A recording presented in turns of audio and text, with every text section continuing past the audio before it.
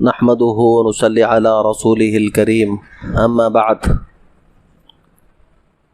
فأعوذ بالله من الشيطان الرجيم بسم الله الرحمن الرحيم فيها يفرق كل أمر حكيم أمرا من عندنا صدق الله مولانا العظيم ونحن على ذلك لمن الشاهدين والشاكرين۔ محترم بھائیو، بزرگوں اور عزیز ساتھیوں، گزشتہ جمعہ کے موقع پر شعبان المعظم کے فضائل اور شعبان المعظم میں کرنے کے چند کام بتلائے گئے تھے، اور شعبان المعظم کے فضائل میں یہ بات بتلائی گئی تھی کہ 15 شعبان المعظم، جس کو ہمارے یہاں برات کی رات کہا جاتا ہے، یہ اللہ کے پیارے نبی علیہ السلام نے اس رات کی فضیلت فرمائی۔ مفسرین کرام نے خطبے میں جو آیت پڑھی فیہا یفرق کل امر حکیم، کہ اس رات میں اللہ پاک تمام فیصلوں کی کاپیز اور تمام فیصلوں کو فرشتوں کے حوالے کر دیتے ہیں۔ یوں تو ہر چیز لوح محفوظ میں محفوظ ہے، قیامت تک جو کچھ ہوگا اور دنیا میں جو کچھ نظام وجود میں آئے گا درہم برہم ہوگا، تمام چیزیں لوح محفوظ میں محفوظ ہیں، لیکن 15ویں شعبان کو اللہ پاک وہ فیصلوں کی کاپیز فرشتوں کے حوالے کرتے ہیں کہ آئندہ ایک سال کیا کیا وجود میں آئے گا، کیا کیا چیزیں ہونی ہیں، دنیا میں کتنے لوگ پیدا ہوں گے، کتنے لوگ مریں گے، وہ تمام فیصلے اللہ پاک یہ شب برات کی رات کو فرشتوں کے حوالے کرتے ہیں۔ لیکن ہمارے معاشرے میں اس برات کی رات کو لے کر بہت ساری چیزیں، غلط فہمیاں اور بہت ساری غلط رواج، رسم و رواج کی شکل اختیار کر چکے ہیں۔ چونکہ دین اور شریعت نے ہماری ہر جگہ رہبری رہنمائی کی ہے، تو چند کام برات کی رات میں کرنے کے ہیں اور چند کام برات کی رات میں نہیں کرنے کے ہیں، اور چند کام برات کی رات کے آنے سے پہلے کرنے کے ہیں۔ تو پہلی چیز شب برات کی رات میں کرنا کیا ہے؟ اللہ کے پیارے نبی علیہ السلام سے حدیث میں کیا ثابت ہے؟ تو علماء کرام نے لکھا ہے کہ برات کی رات میں کرنے کا کام یہ ہے کہ نفلی طور سے ہم سے جتنی عبادت ہو سکتی ہے، انفرادی طور سے اتنی عبادتیں کریں، ہماری طاقت کے مطابق اللہ کے سامنے آہوزاری کریں، جتنا ہم اللہ کو منا سکتے ہیں اتنا اللہ کو منائیں۔ لیکن وہیں علماء کرام نے لکھا ہے کہ اس رات میں اجتماعی کوئی عمل ثابت نہیں ہے۔ جتنے اعمال ہیں انفرادی طور سے اگر کوئی آدمی گھر میں کرے اور زیادہ افضل بات ہے، اپنی طاقت اور بساط کے مطابق اعمال کرے۔ اگر کوئی آدمی برات کی رات میں اہتمام نہیں کر رہا ہے، توبہ استغفار کی رات کو اللہ کے سامنے گڑ گڑا کے نہیں مانگ رہا ہے، تو اس کے اوپر انگلی اٹھانے کا بھی حق نہیں ہے، کیونکہ ایک مستحب عمل ہے، اور جس چیز کی شریعت نے جتنی حد بندی فرمائی ہے اتنے دائرے میں مجھے اور آپ کو رہنا ہے۔ وہیں بہت زیادہ غلط فہمیاں رسم و رواج کی شکل بھی اختیار کر چکی ہیں۔ بہت سارے لوگ چراغاں کرنا، اور بہت سارے لوگ اس کو مردوں کی عید کہتے ہیں کہ تمام مرحومین کی روحیں وہ گھروں کو آتی ہیں، لہذا مرحومین کے نام پہ ان کے پسندیدہ کھانوں کو گھروں میں پکوایا جاتا ہے اور کھانا پکا کے کھلایا بھی جاتا ہے، اور بہت سارے لوگ اس رات کے تعلق سے مردوں کے آنے کا اور مردوں کے گھروں کے آ کے حوال کو دیکھنے کا اور اس کا اہتمام کرتے ہیں، تو کہیں بھی قرآن اور حدیث میں اس کا وجود اور ثبوت نہیں ہے۔ ہاں، ایک حدیث پاک جس کو امی جان عائشہ رضی اللہ تعالیٰ عنہ سے مروی ہے کہ امی جان عائشہ رضی اللہ تعالیٰ عنہ فرماتی ہیں کہ ایک مرتبہ آقا علیہ السلام 15ویں شعبان کی رات تھی، میں گھر میں آرام کر رہی تھی، میری باری تھی۔ اب جس دن جس کی باری ہو اس دن اس کے پاس رہنا وہ آدمی کے لیے ضروری تھا. تو اللہ کے پیارے نبی علیہ الصلوۃ والسلام کی باری امی جان عائشہ رضی اللہ تعالیٰ عنہ کے گھر میں تھی. رات کو امی جان عائشہ رضی اللہ تعالیٰ عنہ کی آنکھ کھلی تو آقا علیہ الصلوۃ والسلام کو اپنے بازو نہیں دیکھا. تو امی جان پریشان ہوئی, پریشانی کے عالم میں کہ آقا علیہ الصلوۃ والسلام کہاں چلے گئے. امی جان اپنے حجرے سے باہر نکلی, دوسرے حجروں میں دیکھا, وہاں بھی آقا علیہ الصلوۃ والسلام نہیں تھے. سارے دروازے مسجد نبوی کی طرف کھلتے تھے. امی جان عائشہ رضی اللہ تعالیٰ عنہ ڈھونڈتے ڈھونڈتے آقا علیہ الصلوۃ والسلام کو دیکھا تو آقا علیہ الصلوۃ والسلام کو جنت البقیع میں دیکھا. تو چونکہ برات کی رات میں یعنی 15ویں شعبان کی رات کو آقا علیہ الصلوۃ والسلام کو قبرستان میں دیکھا تو حضرت الاستاذ مفتی سعید احمد صاحب رحمۃ اللہ علیہ نے اپنی کتاب میں لکھا ہے کہ جو یہ حدیث پاک ہے سند کے اعتبار سے 5 طریقوں سے لوگوں نے اس حدیث پاک میں ضعف بیان فرمایا ہے. لیکن اگر کوئی آدمی آقا علیہ الصلوۃ والسلام کے اس عمل کی نیت سے کہ میں بھی آقا کی سنت پہ عمل کر لوں اور وہ حدیث سند کے اعتبار سے مضبوط ہو تو ضرور قبرستان کو اپنی زندگی میں ایک مرتبہ جائے. کہ آقا علیہ الصلوۃ والسلام ساری زندگی میں ایک مرتبہ ایک حدیث پاک میں یہ عمل کا ثبوت ہے, لیکن معاشرے میں اس عمل کو ضروری سمجھا جاتا. دھیرے دھیرے لوگ قبرستان کے جانے کو اور قبرستان میں چراغاں کر کے اور گھروں میں روشنیوں کا اہتمام کر کے ایسی بہت سارے اعمال جس کا کوئی ثبوت برات کی رات سے نہیں ہے ہمارے معاشرے میں دھیرے دھیرے عمل میں آ رہا ہے. بہت سارے لوگ عمل کر رہے ہیں تو ہم تمام کو اس سے اجتناب کرنا ہے. اجتناب کر کے برات کی رات سے پہلے پہلے مجھے اور آپ کو کرنا کیا ہے. برات کی رات میں ایک عمل تو رات کو نفلی اعمال کرنے کا ہے, دوسرا ایک مستحب عمل یہ ہے کہ 15ویں شعبان کی بعد یعنی اتوار کی رات کو 15ویں شعبان ہے تو پیر کے دن کا روزہ مستحب ہے. جیسے محرم میں 2 روزے رکھنے کا حکم ہے, شعبان میں ایسا کوئی حکم نہیں ہے. مستحب یہ ہے کہ 15ویں شعبان کا ایک دن کا روزہ آدمی اگر رکھ سکتا ہو, اس کے پاس طاقت ہو تو یہ رکھ لے. نہ رکھنے کی وجہ سے الگ نگاہ سے, ترچی نگاہ سے ایسا دیکھنا یا کسی کو انگلی اٹھا کے اس کے اوپر کوئی بات کہنے کا کسی کو کوئی حق نہیں ہے. پھر تیسری چیز آقا صلی اللہ علیہ وسلم نے جو برات کی رات سے اور جتنی مقدس راتیں ہیں ان مقدس راتوں میں چند آدمیوں کی نشاندہی کی اور فرمایا کہ ایسے لوگوں کی شب برات ہو, شب قدر میں ہو, ایسے آدمیوں کی بخشش نہیں ہوتی. تو ایک حدیث پاک میں 3 آدمیوں کا تذکرہ ہے اور ایک حدیث پاک میں 7 آدمیوں کا تذکرہ ملتا ہے.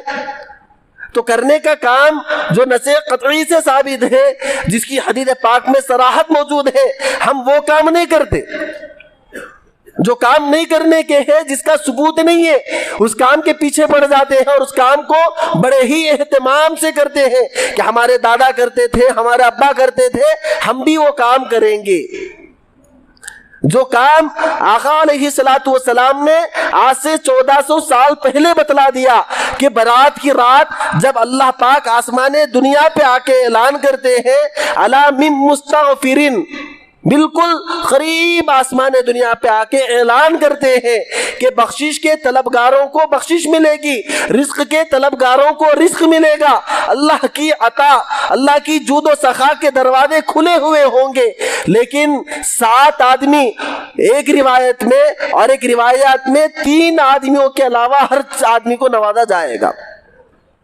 تو ہم محاسبہ کریں, غور کریں اور ان 7 آدمیوں سے خدا نہ خواستہ ہم کسی ایک گناہ میں ملوث ہو تو اس گناہ سے باز آ جائیں, اس گناہ سے رک جائیں, اس گناہ سے توبہ کریں, اس گناہ سے اللہ کے سامنے گڑ گڑا کے معافی مانگیں, پھر برات کی رات میں عبادت کریں, قدر کی رات میں عبادت کریں تو قبول ہوگی. پہلی چیز فرمایا مدمن و خمر, دوسری فرمایا الزانی. ساتھ میں یہ پہلے 2 نمبر کے جو چیزیں ہیں اتنے کبیرہ گناہ ہیں, تمام کلام اللہ حدیث پاک کو ہم کھول کر دیکھیں, کہیں پر اللہ اور اس کے رسول صلی اللہ علیہ وسلم نے نہیں فرمایا کہ یہ گناہ کرنے سے آدمی کے دل سے ایمان نکل جائے گا. آدمی کے دل سے گناہ نکلنے کی بات، ایمان نکلنے کی بات آقا نے نہیں فرمائی، لیکن فرمایا کوئی آدمی زنا کرے، المؤمن لا یؤمن حین یزنی، کہ ایمان والا وہ ایمان والا نہیں رہتا جب وہ زنا کر رہا ہو. زنا کرتے ہوئے آدمی کے ایمان کو اس کے سینے سے نکال کے معلق کر کے لٹکا دیا جاتا ہے جب تک کہ اس گناہ سے فارغ ہو جائے. خدا نہ خواستہ وہ عمل کی کیفیت میں اگر یہ طے ہو جائے کہ اللہ رب العزت روح کے نکلنے کا، موت کا وقت لکھ دے، تو ذرا سوچے کہ ایمان کی حالت میں موت نہیں ہوگی. جب سے موبائل، ٹی وی، بے حیائی کی چیزیں ہم دیکھ رہے ہیں، معاشرے میں یہ عام ہوتے جا رہے ہیں، تو بے حیائی سے عریانیت سے آگے بڑھ کر معاشرے میں دھیرے دھیرے بے حیائی کے کام کی خباثت زندگیوں سے کم ہوتی جا رہی ہے. اسلامی اعتبار سے اگر کوئی شادی شدہ آدمی زنا کرے تو شادی شدہ آدمی زنا کرے گا تو آدمی کو کاندھے تک زمین کے اندر دھسا کر سارے لوگوں کو ایک میدان میں جمع کر کے سنگسار کرنے کا حکم ہے. پتھر سے مارتے جائیں یہاں تک کہ اس آدمی کی موت ہو جائے. یہ اسلامی حکومت ہے تو اس وقت یہ حکم نافذ ہوگا. اگر کوئی غیر شادی شدہ آدمی زنا کرے تو اسلامی حکومت ہوگی تو اس آدمی کے لیے کوڑے مارنے کی سزا مقرر کی گئی. قیامت کے دن ایسے آدمی جو زنا کرنے والا ہوگا اس کے جسم سے بدبو، اس کے جسم سے پیپ نکلے گا، تو ذرا سوچے قیامت کے دن نامہ اعمال کھلے گا.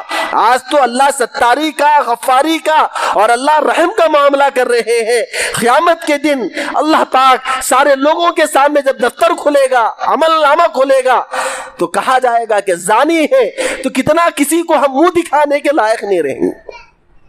حضرت یوسف علیہ السلام پاک دامن صرف اس گناہ سے بچنے کے لیے اللہ سے دعا کی، ربی السجن احب الی مما یدعوننی الیہ، اے اللہ یہ گناہ سے اچھا تو مجھے جیل میں ڈال دیجئے. بلانے والی خوبصورت عورت، عزیز مصر، ہیرے جواہرات میں تولنے والی، خوبصورت بھی ہے، پیسہ بھی ہے، حکومت بھی ہے، لیکن حضرت یوسف دعا کر رہے ہیں اے اللہ اتنا خبیث گناہ ہے کہ اللہ مجھے اس گناہ سے باز رکھ کر آپ مجھے جیل میں ڈال دیجئے. اس گناہ سے باز آنے کے لیے حضرت یوسف نے دعا کی. 10 سال قید کی سزا حضرت یوسف نے جھیل لی. اس گناہ کی طرف دھیرے دھیرے ہمارا معاشرہ لپکا ہوا جا رہا ہے. تو اللہ کے پیارے نبی فرما رہے ہیں برات کی رات کے دن اگر کوئی آدمی زانی ہے، اپنے گناہ سے توبہ نہیں کرے، اپنے گناہوں پہ نادم نہ ہو، شرمندہ نہ ہو، تو برات کی رات، قدر کی رات میں بھی ایسے آدمی کی بخشش نہیں ہوتی. پھر فرمایا مدمن خمر، دوسرا شراب کا گھونٹ پینے والا، شراب نوشی کرنے والا اتنا خبیث گناہ ہے.